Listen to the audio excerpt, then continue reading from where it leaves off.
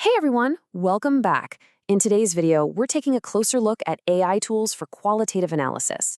We've been digging through tons of user reviews and testing these platforms ourselves to figure out, are they really the game changer everyone says they are? So, let's just start with a feeling I bet a lot of you know all too well. You've done all the hard work, right? You've got your interviews, your surveys, your customer feedback, and now you're just staring at this mountain of text. The thought of going through it all by hand is, well, it's just exhausting. Okay, so let's dive right into the core promise of these AI tools. Check this out. One researcher actually timed themselves analyzing the exact same set of data. Doing it the old-fashioned manual way took them 23 hours.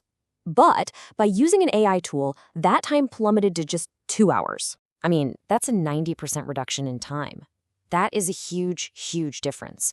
And honestly, it's the #1 reason researchers are getting so excited about this tech. This isn't just a small improvement. We're talking about completely changing how the work gets done.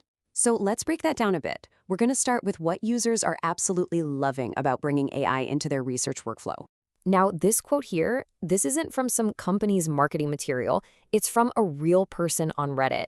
And think about what they're saying. They didn't just save an entire work week. They felt the final result was better than what they could have done on their own. That tells you AI isn't just about being faster. It can actually be a really powerful partner in your work. And it's not just about the final analysis either. The benefits kick in right from the very beginning. You've got teams using tools like Dovetail who just love that they can upload a raw video or audio file. The AI takes care of the really boring part, transcribing everything, and then it immediately starts highlighting important themes. It just makes getting started so much easier.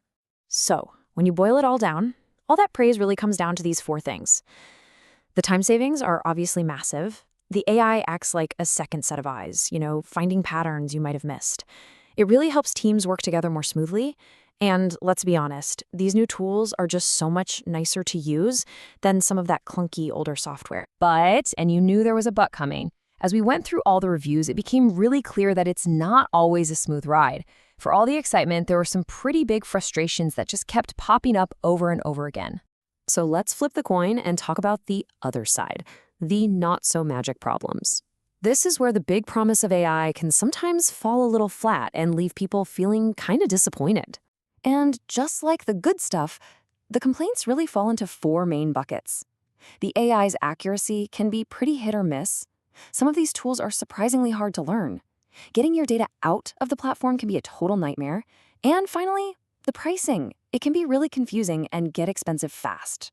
This quote from a research expert really gets to the heart of that accuracy problem.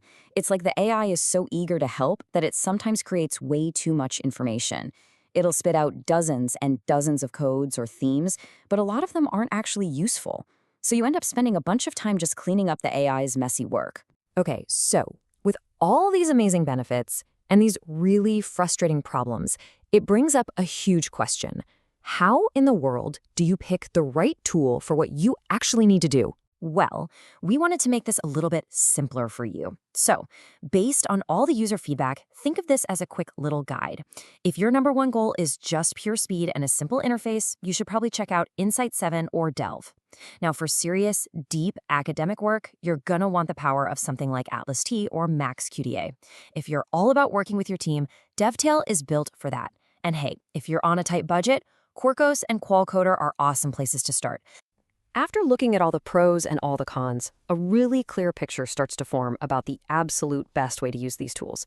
And the winning formula, it seems, is combining human intelligence with artificial intelligence. This right here is probably the most important idea to keep in mind. You have to treat AI as a co-pilot, not an autopilot. If you just expect it to do the job for you, you're probably going to be disappointed. Instead, think of it as a really smart assistant. It's there to help you, speed things up, and give you ideas, but you are still the one flying the plane. This really defines a whole new way of working. You let the AI do that first fast pass over your data.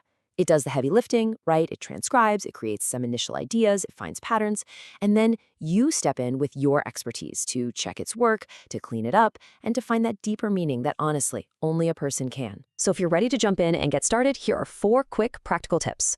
First, always use the free trials to see if you even like how the tool feels. Second, never just blindly trust what the AI gives you. You have to review and edit its work. Third, before you commit your data, make sure you know how to get it back out easily. And finally, pick a pricing plan that actually makes sense for you or your team's size. Okay, we have covered a lot here, from the incredible time savings to the pretty annoying downsides. But after all our research and testing, we wanted to leave you with one clear recommendation that seems to hit that sweet spot for most people. Our top pick is Atlas TI. We found that it offers the best balance of powerful AI features while still giving you, the researcher, total control. It's fantastic for students and professional teams. Just a little heads up, because it's so powerful, it does take a little bit of time to learn. And that really brings us to the final question for you to think about. These tools are getting smarter literally every day, and they're already changing how research gets done. So the question isn't really if you'll use AI anymore, it's how we are going to use it as your new research co-pilot. Thanks for hanging out with us on the Best AI Apps Review channel. Don't forget to subscribe and stay curious. The future of AI is just getting started.